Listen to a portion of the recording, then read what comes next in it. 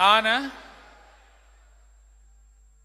C. Joseph Vijay எனும் நான்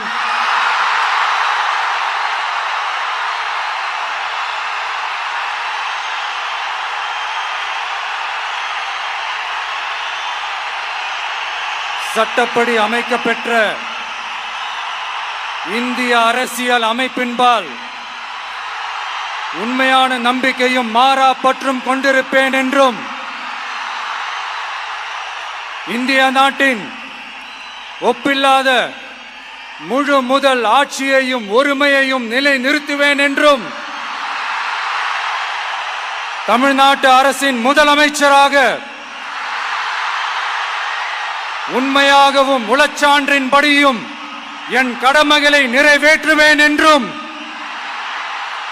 அரசியல் அமைப்பிற்கும் சட்டத்திற்கும் இணங்க அச்சமும் ஒருதலை சார்பும் இன்றி விருப்பு வெறுப்பை விலக்கி பலதரப்பட்ட மக்கள் அனைவருக்கும் நேர்மையானதை செய்வேன் என்றும் ஆண்டவன் மீது ஆணையிட்டு உறுதிமொழிகிறேன்.